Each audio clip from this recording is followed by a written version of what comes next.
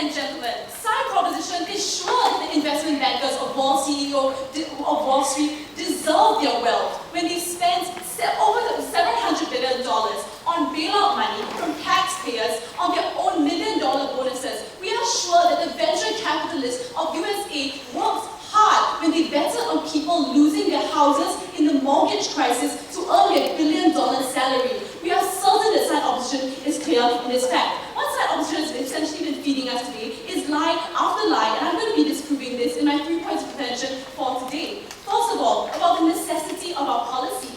They have barely contested with us on the principal urgency and the social necessity for this policy to exist. We tell you we live in an era where 1% of the population controls more wealth than 99% combined, where the CEOs of companies like Goldman Sachs manage to proliferate into politics and monopolize and take over social agendas. This is the kind of era that we live in, and we think that the necessity in this sort of situation has never been greater. They respond to this with regulation and progressive tax. We say that this is inadequate. We give you the example of France, which are quickly emulating the path of the widening rich-poor divide led by USA, started in the 1970s, and France's progressive taxation. Yet we still see the problem persisting. We think that we live in a social climate where where progressive taxation and these sort of cautionary measures are no longer enough to tackle the massive problem that we see arising. Therefore, we think that there clearly is an urgent need for the state to take action against this sort of unfettered capitalism and act as the last shield against the excesses of capitalism that are proliferating in society. Now, moving on to my second point of contention about the principle, and this is where we have the biggest issue with them. First of all, they never respond to our whole idea about how capitalism's proportionality, how work for reward, how things like individuals having fair opportunity are being violated. Instead, they try and tell us lies like rich people benefit society. Oh really? Do they really think that investment bankers who earn their wealth by shifting wealth around without creating any kind of actual product that benefits society are value adding? We think that majority of the people in the 0.01% earn their wealth by creating markets, like refinancing your homes, telling people to join these markets, and earning their wealth from these sort of situations. They leverage and manipulate the needs and the demands in capitalist societies and create a very perverse form of capitalism. This is the class of super rich that we are talking about today. We are not talking about your honest entrepreneurs, because we think that when you reach these kinds of obscene levels of wealth, the kind of individuals you're talking about are venture capitalists, people who may be earning their wealth to obscene means.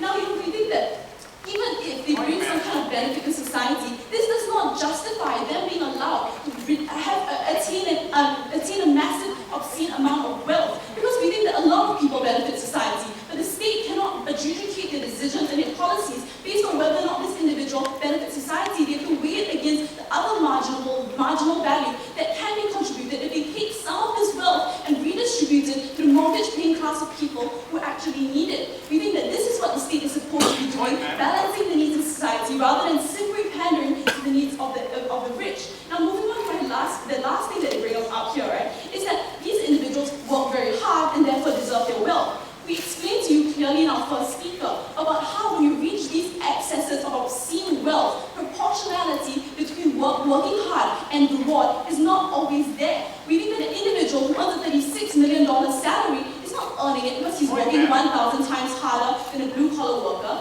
He's working it because he's earning it because he leverages on the capitalist system. We think that individuals like John Paulson, who have a $3.3 billion salary from betting on poor people losing their homes, do not work hard for their wealth. Instead, they capitalize on the needs and the gaps in the capitalist system and create a very perverse form of capitalism that we exist in today. And before moving on to my last point of contention about efficacy, how many points of contention? Wait a minute. How is your side how does your side incentivize the poor people to get out of the poverty cycle? Because we've already shown you how your redistribution methods. Thank you, sir. I'll be moving on to that nicely in this point, right? You know, they bring up the harm about us not giving any motivation for individuals. We ask you, in status quo, where individuals in the middle class have already hit rock bottom in mortgage pay, with a clear disillusionment of the capitalist system, because individuals who protested on Wall Street know they'll never be able to emulate the wealth of the rich. They lose motivation and incentive to work because the gold standard of what capitalism is, that rich were supposed to epitomize what they can't possibly achieve. achieve instead epitomize everything they can't achieve in a perverse economy. We think that if you're talking about motivation being lost, your side does it the worst, because the middle class is convinced that they'll always be middle class because the extent of unattainable wealth is so great. That's why the state needs to put a cap on this kind of wealth that you're talking about and not allow the narrative of inequality to continue. We think that, if they're talking about loss of motivation in the rich, in a spectrum of 0.01%, right?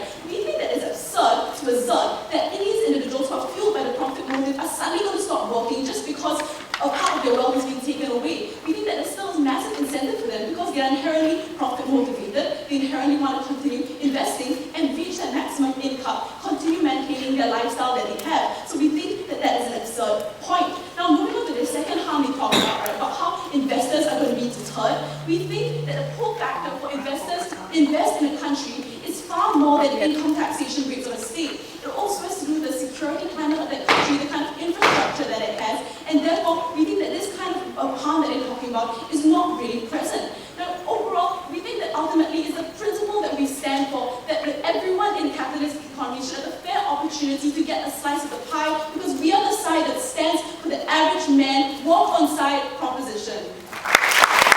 The good that such as rich investors who do make money because of the rich investors who do make money and then invest in the country, thus creating more job opportunities for the people. And so, despite the fact that we did bring up in our first and second speakers that those who invest actually create job opportunities for the poor, whose side proposition is so concerned with protecting.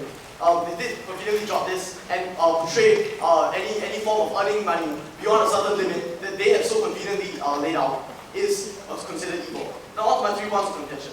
Firstly, about which side benefits society. Secondly, about which side benefits the economy. And lastly, about which side provides a fairer and more democratic policy. So about which side benefits society. We say that, well, they claim the rich have a disproportionate amount of wealth.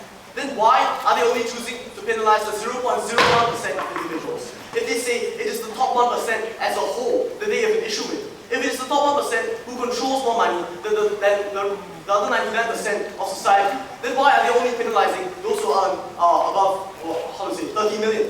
We see that this is not a very effective way of doing it, because firstly, they are undermining in an effort to mitigate harm on the top 1% as a whole, and instead choosing to penalize the 0.01%, they have undermined their own purpose of equalizing the top 1% and preventing them from making money that they say makes them obscenely rich. They've also not elaborated on what makes them obscenely rich, because we see that the democratic policies say that a person should be free to achieve his own ambition, and meritocracy says that your profit should be proportionate to how hard you work. So we say that how can a person be obscenely rich if he has worked for it, been innovative enough, or has taken a risk that results in a reward, in such a high reward? We say that the policy, in trying to mitigate the harm on the top 1%, has instead undermined its own purpose, because they do not limit anyone but the top 0.01%, who they do not particularly have an issue with, as this is a very small minority of the rich.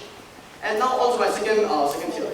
We see that society does profit when the rich earn money, no matter which way they earn it from. Whether it is the investment bankers example that they have been hiding behind this entire debate, or whether it is through more means that side proposition actually condones.